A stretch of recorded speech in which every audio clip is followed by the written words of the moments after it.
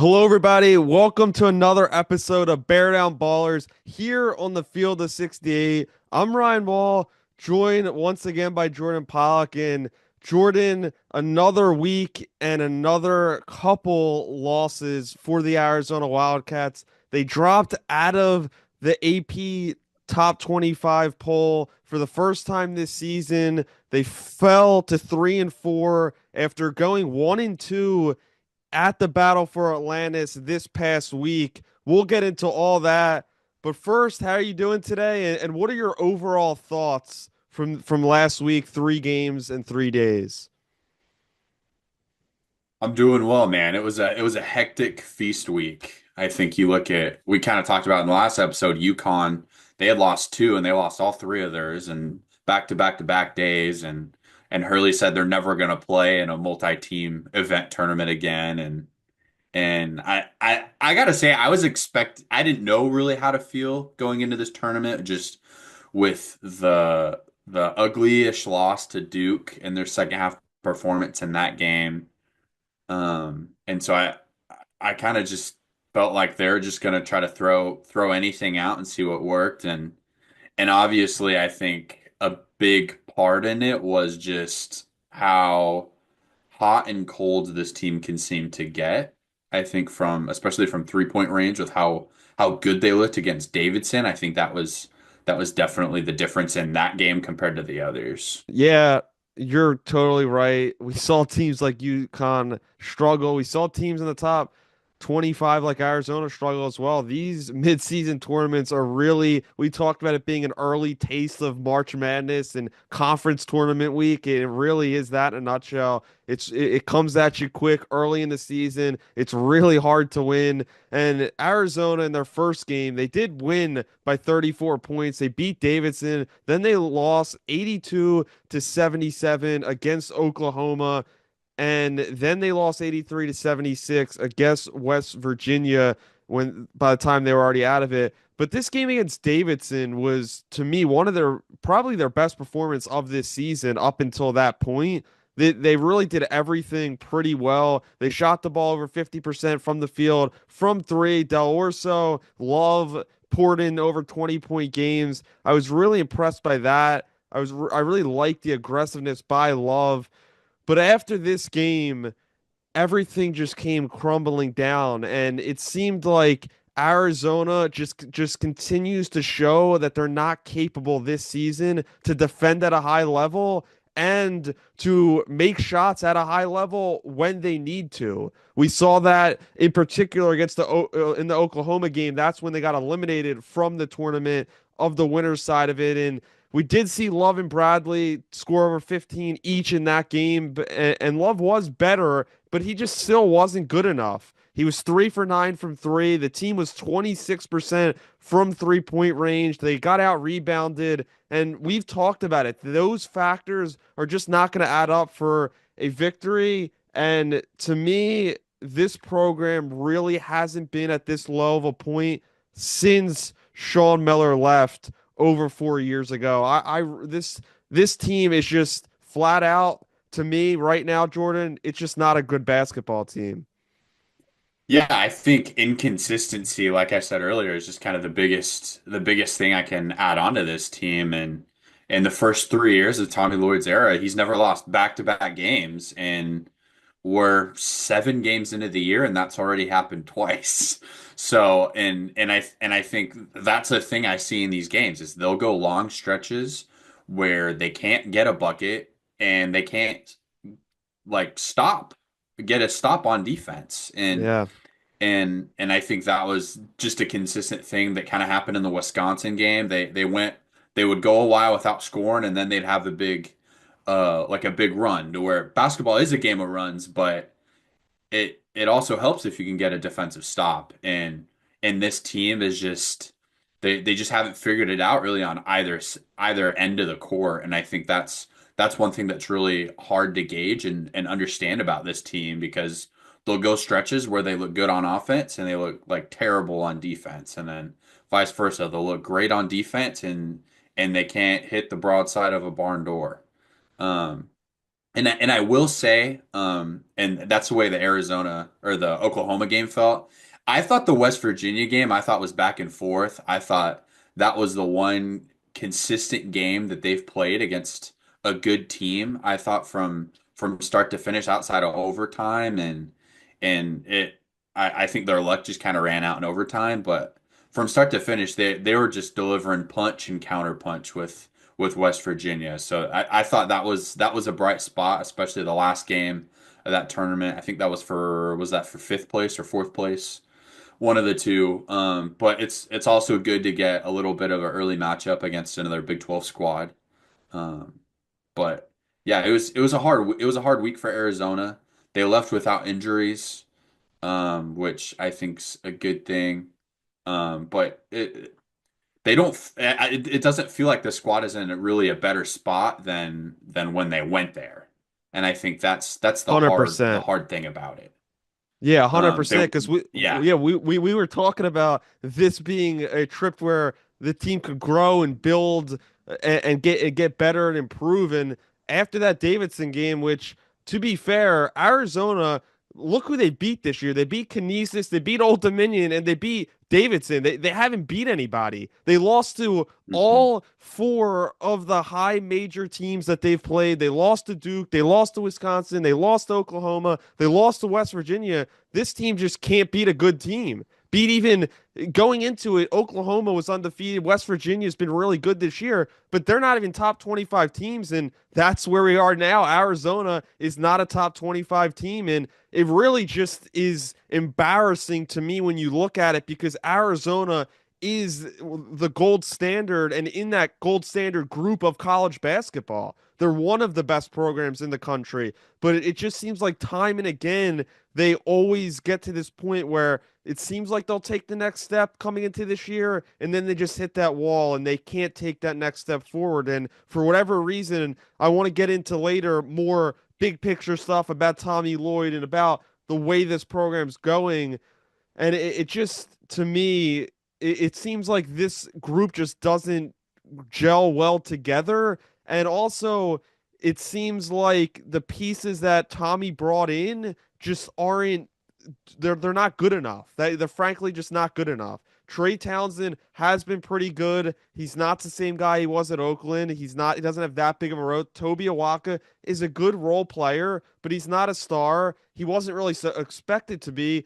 But the center position is too much of a question mark each game. And when you have that, along with it seems like every night there is the three guards we talk about: Love, Lewis, Bradley. It seems like every night one of those guys, even a lot of times two of those guys, just isn't on. So it's like it's really hard to balance that. But yeah. So where do you think this team can go from here? And is there anything else that stood out to you in these games that either really was a question mark or maybe if you can take something positive away? Yeah, I think one thing that's interesting, I think looking back on the box scores is seeing some of KJ Lewis's stats from the three games. The first two games, he was 2 of 10 from the field, 25 minutes in the first game, 29 minutes in the second game. And then the third game, they moved him to the bench. And I thought that was interesting, but he played very well in that third game. That was easily his best game I thought of the trip, at least offensively. And he gave them a lot of he even played more minutes obviously because of overtime, but I think that's an interesting thing. And one thing that I texted you during the tournament, I think on Wednesday when they were playing Oklahoma was I think a big missing piece is a dominant shot blocker. And that was just such a reliable thing, I think, the last few years to where we had Pela, who was a great lockdown defender, and then everybody else was solid and they just got in people's way. They just got in people's line of vision, forced them to take contested mid ranges because the second they got in the paint, it was going to be a lot harder to score against Ballo. And I think that's just a very glaring weakness right now is there's not really a great interior defender. And as being a 100%. Bucks fan, like it's such a luxury. It's such a luxury to have. Like Milwaukee Bucks, they got Brook Lopez and Giannis Antetokounmpo, and just the luxuries that it can afford just your guards to. to run people off the 3-point line because I feel like in the last two games that was one of their biggest things is they're just getting killed by killer threes at the worst time. And at times they would be somewhat well contested, but at other times it felt like they would leave them wide open. I feel like I've at least seen 2 to 3 wide open threes in every single game they've played over the last 2 weeks. And at this level of basketball, I don't think that's super excusable. Um, Yeah, and 100%. and And yeah, it and yeah, and it no, yeah, go I was ahead. just yeah, no, it's just I 100% agree when you're saying that. It's like, "Oh, they could use a shot blocker." Yeah, they could. And they didn't just have a shot blocker. They had one of the best guys in the entire country that does that. And the other thing is you were mentioning these guys like Pella. Pella didn't score a ton, but every night you knew what you were going to get from him. This team has too many question marks. Jaden Bradley has been good, but still, he's another question mark. Are you going to get 20 points from him? Are you going to get 8? Are you going to get 10? Caleb Love's the same thing. Caleb Love really scored the ball well. He's never been an efficient guy. And in Atlantis, to be fair, he did score the ball well. He wasn't too efficient, but that just is what you're going to get from him. And besides those two guys, it really seems like on a nightly basis, they don't have a third guy or fourth guy that can get you any type of consistent production. And when you have that, it's very hard to compete against anybody, and it's hard to compete against the Dukes and the Wisconsin, the top 15 teams, but also just any above average high major team. It's really tough, and I really think that this, this they can use this as a learning point, but I really think we thought the Duke and Wisconsin loss was a wake up call.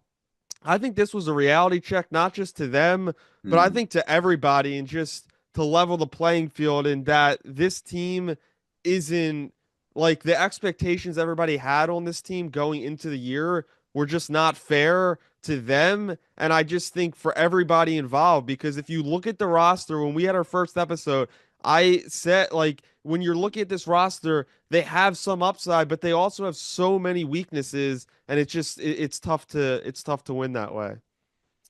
Yeah, and I think we're just saying of how hard roster construction is in this era of NIL and transfer portal. I feel like I agree with you to a certain extent, but then I don't because Caleb Love, Pac-12 Player of the Year.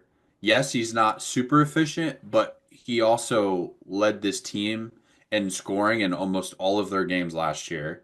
Trey Townsend was crap, what conference is that? Whatever conference Oakland's in, the Horizon. He was the Horizon League Horizon. MVP last year. They brought him in. He had a great tournament. Toby Awaka is a solid role player that you thought would come in and at least help a little bit. Krivas had some really great moments last year. You were hoping he would take a step up. KJ Lewis showed a lot of raw athleticism. You thought just give him an offseason to polish his game a little bit, and he was going to look a lot better. Jaden Bradley had a great Sweet 16 last year against Clemson, and I think everything and they brought on top of that they brought in a 5 star in Carter Bryant, who That all everybody's sounds projected great. as a top 10 NBA pick, and so how does this all fit together? That's where we're having issues right now and figuring Bingo. out whose roles, but it like I said earlier, like it starts with consistency, and there's no consistency from really any player on this team to where last year, yes, you had a consistent shot blocker and a guy that was going to get you a double double almost on a nightly basis. You had Payla Larson, who at most was going to shoot 4 to 5 threes, and he'd either hit all of them or he wouldn't hit any of them, but you keep him on the floor because he could hit free throws and he would defend the other team's best player. And those were just such great luxuries that this team just doesn't seem to have and hasn't figured it out. And we're not even into Big 12 play yet. Yeah, and you mentioned those two guys, Jordan, but you're also missing Keyshawn Johnson, who on any Yes. given night was the best athlete on the floor at times, and could do a little bit of everything. And he's another guy that, yes, he wasn't going to score 15, 20 every night, but he was going to affect the game in so many different positive ways. And that's why I Yep. said at the end of last year, and it stays true now, when you could have a great group of talent, which I still think this team is Yeah, they talented. have It's tons of talent. they're Yeah. not talented. The number one thing is one of my biggest things in any level of basketball is fit. The team needs to Hmm. fit well together, and I just don't think this team fits well. I really don't. And when you mentioned Krivas, he has had some good games here and there, but he hasn't been that consistent. He hasn't shown he can even play 20 plus minutes a night. They're playing Hmm. Owaka's been playing more than 20 minutes most games, and he's an undersized guy at about 6'8", 6'9". So when you put all that together, it's really hard. And yes, I do agree that when you have the transfer portal, it's hard to kind of adjust and reshuffle the deck on the fly every single year.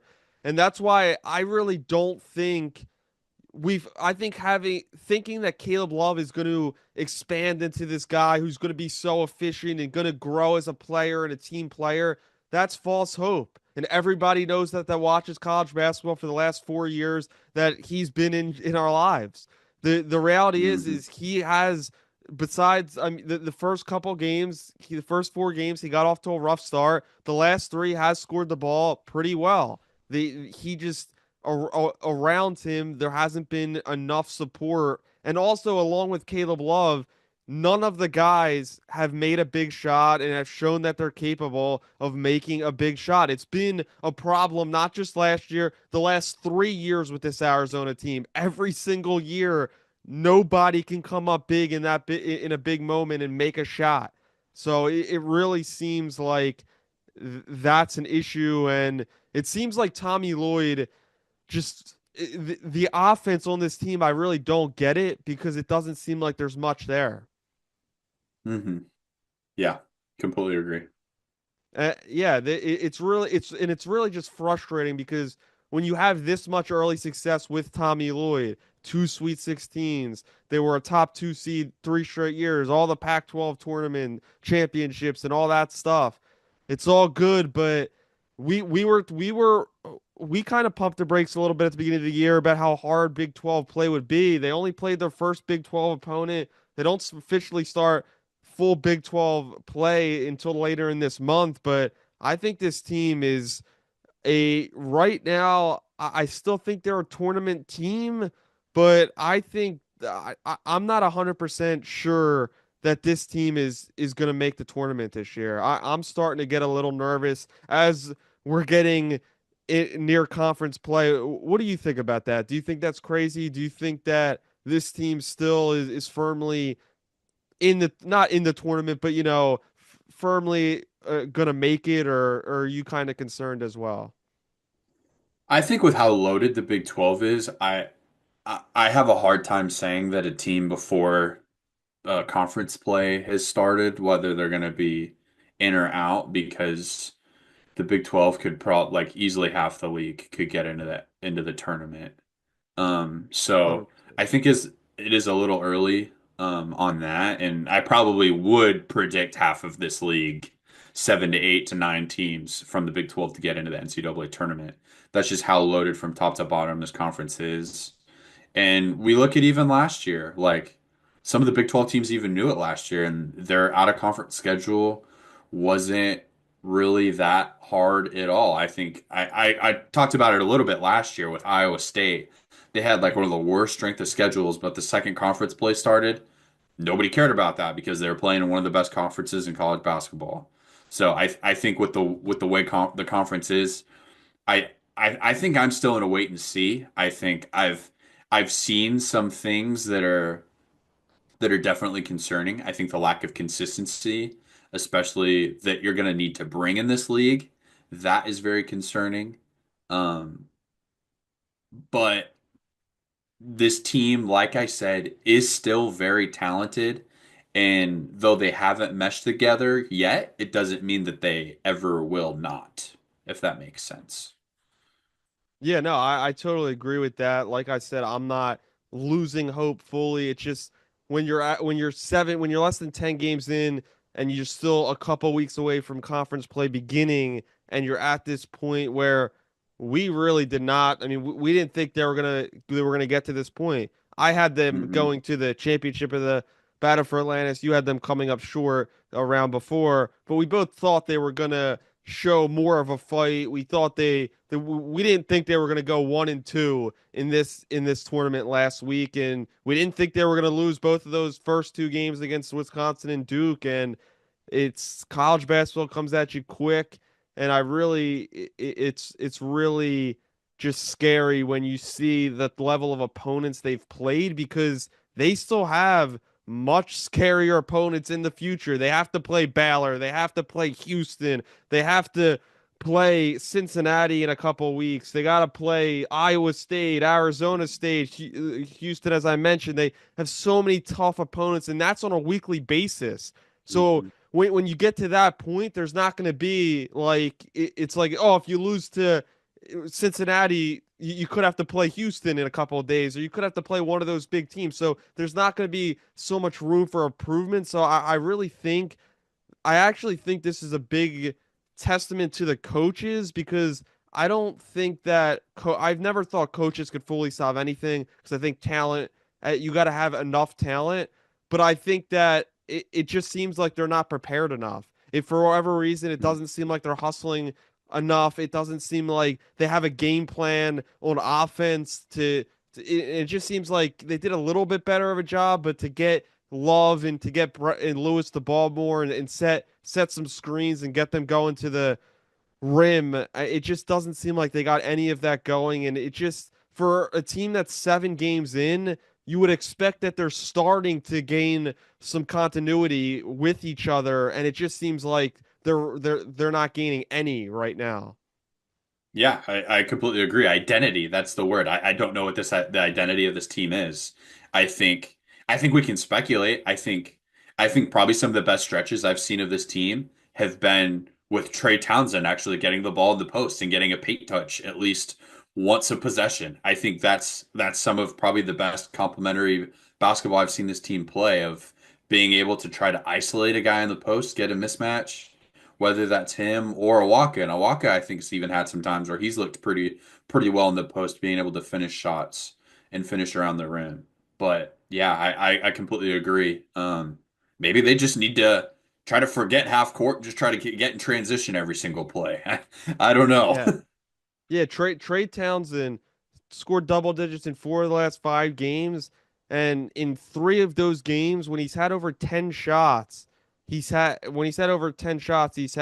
least 17 points in 3 of those last 4 or 5 games. So it really should be a priority to get him at least 10 shots a game at this Hmm. point.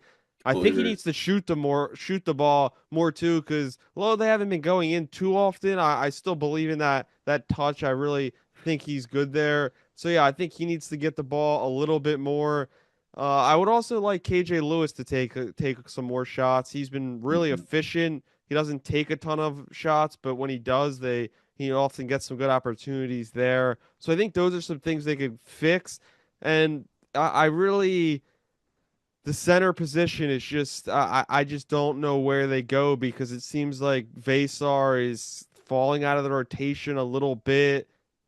Krivas only played 12 minutes against West Virginia. He has shown flashes, but it just doesn't seem like Tommy is ready to give him a bigger role. So it seems like maybe they're still trying to slowly progress him on with he's dealing with an ankle injury Hmm. earlier in the season.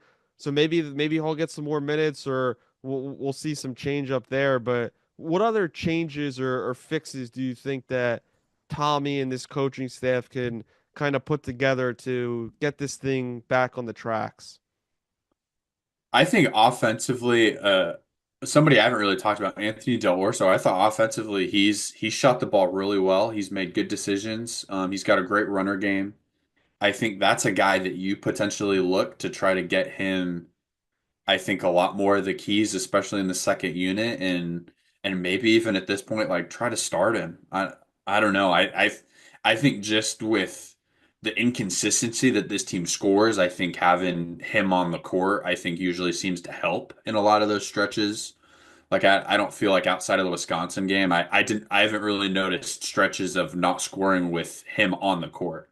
Usually he's and he's just so skilled, man. Like people like to use the the classic like, oh, he's sneaky quick and he's got these specific he's a good scorer and he is quick and he can score really anywhere he wants at times and he's a fun guy to watch offensively. It's a defense that I've gotten onto him this year about and I think over time I think I've already even seen somewhat of a better improvement, but I think that's a guy that I think I would kind of give some more run to.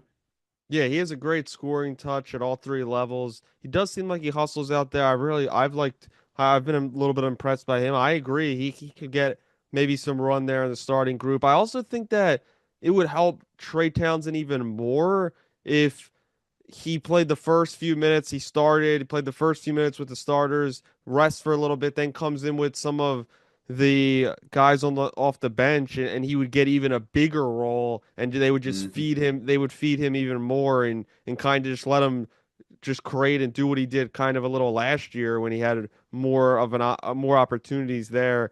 But yeah, I think this team is it's really going to be relying as good as Love and Bradley have been separately at different points of this season, and Lewis has been good. I think it's really going to take a lot to get this team back on track. Just because to me, as long as the center position is a stalemate here, I really think it's going to be tough because teams are starting to realize that they don't have a great player there. They don't have anyone stable. They sub guys in and out. So I really think they need to improve that. But overall, this was just a really shocking 3 day stretch to me. One of the biggest shocking stretches that I can remember in the last 4 years, period. Even including because when they lost in the tournament every year, that was one loss. This was multiple losses in a row, 4 out of 5. Like I said, they started in the year 3 and 4, and it's just Arizona fans and everybody just isn't used to this. Arizona basketball being under 500 before Christmas just does not happen very, very often Hmm. at all. Is there any other final takeaways that you really gathered from all this last week?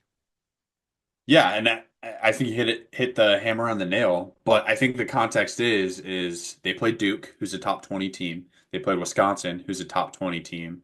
I think Oklahoma definitely should be a top 25 ranked team after winning this entire tournament. They looked great, especially that freshman. He played so well and just the Excellent. maturity that squad played with.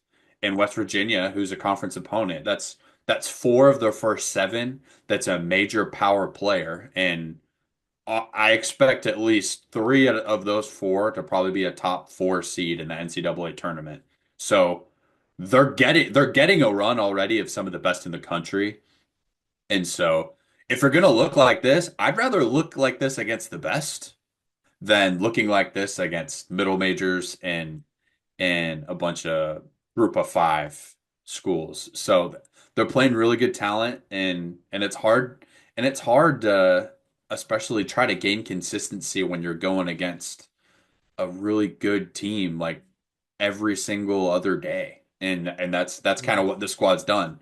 Literally in the last 5 games, only one school hasn't been a Power Four school, and that was Davidson. So uh, I'm still the jury's still out. I'm excited to see.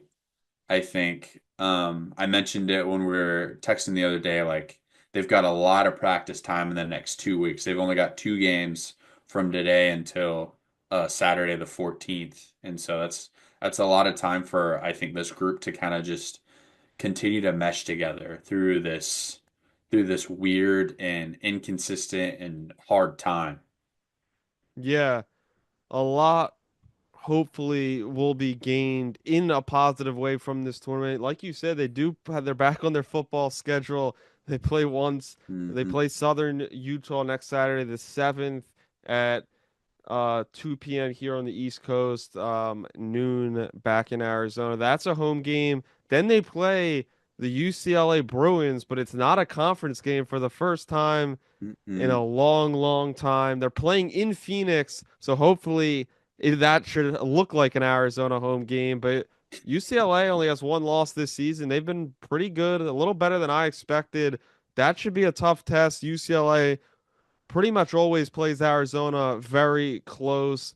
I think that it's going to tell a lot about Arizona, how they bounce back on Saturday, the 7th, back at home. They're playing Southern Utah. This should be a pretty easy game, to say the least. A lot easier of an opponent. But like you said, they have played a ton of great teams up until this point. But if you play all the good teams and you lose to them, that doesn't mean you're a good team. So Arizona has to prove that they are a good team here this season. I hope they start to get that running. But before we go today, Jordan, do you expect Arizona to get back on track and not just win this game, which this seems like should be a gimme if anything ever is. No disrespect to Southern Utah, but do you think they can get back in the right direction? Yeah, I think they'll be able to beat the Firebirds. So, again, though, like they've been playing good teams, they've been losing to good teams. Doesn't mean they're a good team. So they gotta at least stack wins somewhere. So I'm hoping this at least can instill some more confidence in this team. Yeah, well, Jordan, starting the year 3-4, losing four of the last five games. There's only one way to go, and hopefully that's up because you can't get much worse from what Arizona's Yeah. been the last week. And then this is the worst Arizona basketball has been in a long, long time. But hopefully the future will bring some positivity. But that's all we have for you today. Thanks everybody for tuning, watching, liking, and subscribing. I'm Ryan Wall. He's Jordan